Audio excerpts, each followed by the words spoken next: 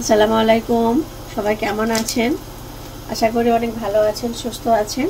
এখানে আমি চুলোটা জ্বালিয়ে নিয়েছি, ফ্রাই প্যান বসিয়ে দিয়েছি, সরিষার তেল দিয়ে দিব, সামান্য একটু রসুন দিয়ে দিব,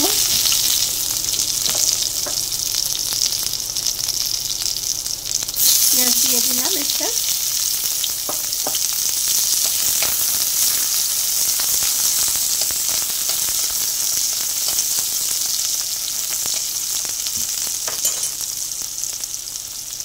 সামান্য একটু পাঁচফোড়ন দিয়ে দিব,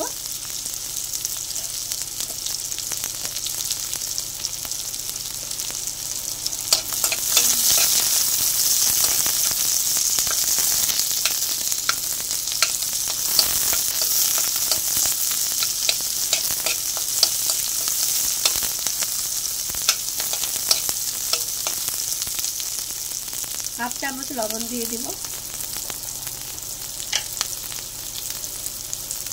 হাফ চামচ হলুদ গুঁড়ো দিব।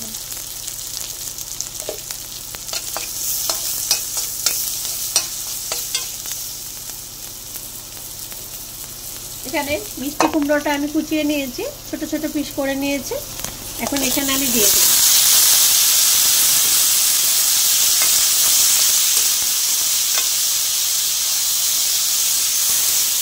আর কোনো মশলা দিব না, দেখে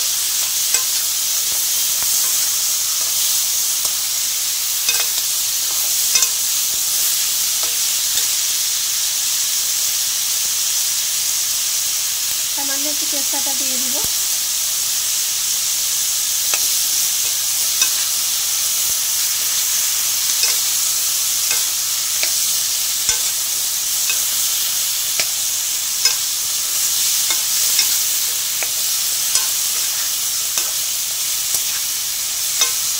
কোনো পানি দিব না, কিচ্ছু না, আর কোনো মশলা দিব না।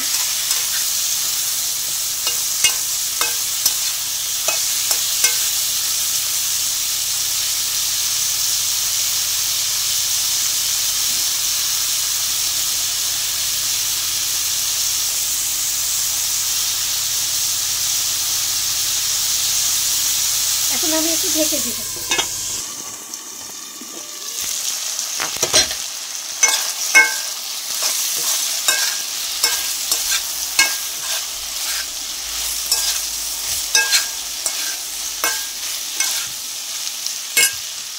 দেখুন কত সুন্দর কালার আসছে। এখন এখানে আপনারা যদি চিনি পছন্দ করেন মিষ্টি কুমড়োটা, তাহলে 1 চামচ দিয়ে নিতে পারেন, সাদা চিনিও দিতে পারেন, এটা আখের চিনি 1 চামচ দিয়ে নিলাম। তাহলে মিষ্টি কুমড়োর টেস্টটা খুব ভালো হবে, ভালো লাগবে খাবার সময়।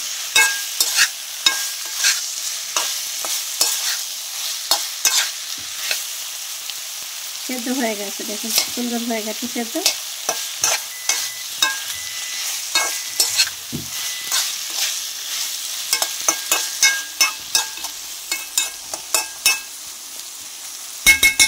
ভাজিটা একটু মাখা মাখা করবো, এই জন্য আর একটু ঢেকে রাখবো।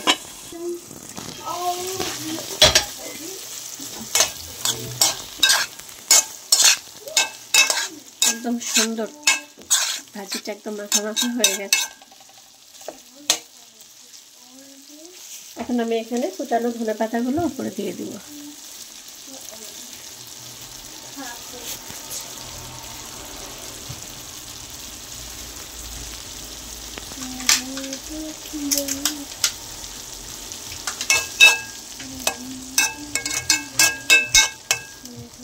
এখন এটা একটা প্লেটের মধ্যে আমি ঢেলে নেব। মিষ্টি কুমড়ো ভাজিটা হয়ে গেছে পাঁচফোড়ন দিয়ে, এখন আমি ঢেলে নিলাম।